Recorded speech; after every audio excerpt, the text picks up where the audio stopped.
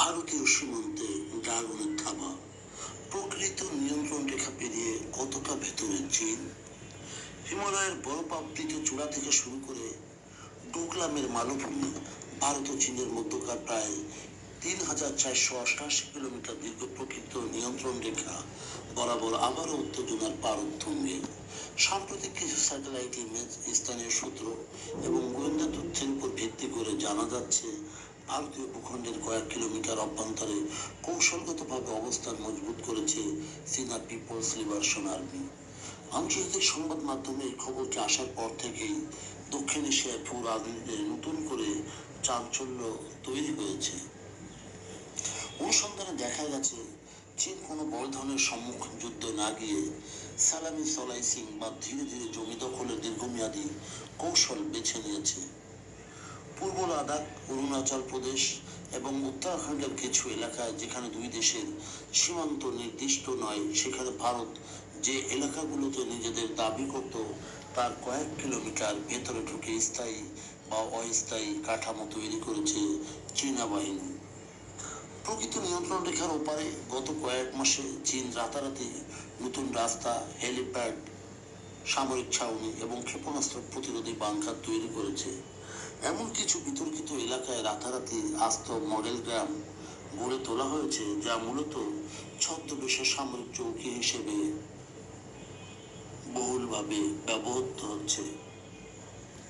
আন্তর্জাতিক প্রতিরক্ষা বিশ্লেষক এবং ভূস্থানিক বিশেষজ্ঞদের প্রকাশিত সাম্প্রতিক চিত্রে দেখা গেছে, প্যাগান তস এবং হ্রদের উত্তর ও দক্ষিণ পাড়ে চীন নতুন সেতু নির্মাণ সম্পন্ন করেছে, যার ফলে কয়েক ঘন্টার মধ্যে বিপুল সেনা ও ভারী সাজোয়াজান ভারতীয় সীমান্তের দোরগোড়ায় নিয়ে আসা সম্ভব।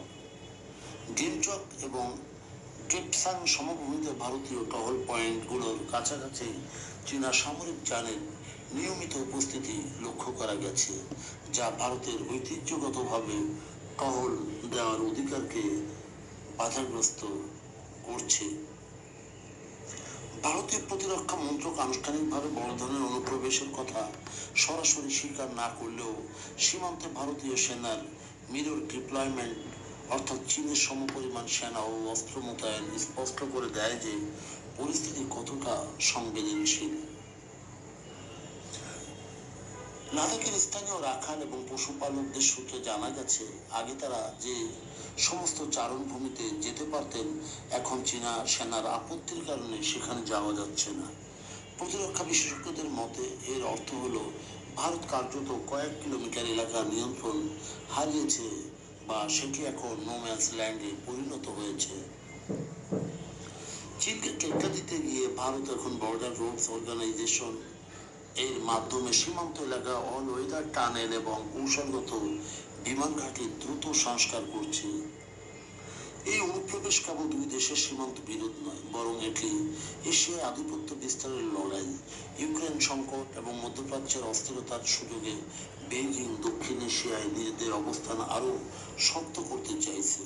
মার্কিন যুক্তরাষ্ট্র এবং কোয়াড জোটের অংশীদাররা এই অঞ্চলে চীনের আগ্রাসী নীতির ওপর কড়া নজর রাখছে। সবিশেষ না বললে নয়, হিমালয়ের এই ঠান্ডা যুদ্ধ যে কোনো মুহূর্তে বড় ধরনের সংঘাতে রূপ নিতে পারে। কূটনৈতিক স্তরে দুই দফায় দফায় বৈঠক চললেও মাটিতে চীনের সামরিক অবস্থান পেছানোর কোনো লক্ষণ দেখা যাচ্ছে না।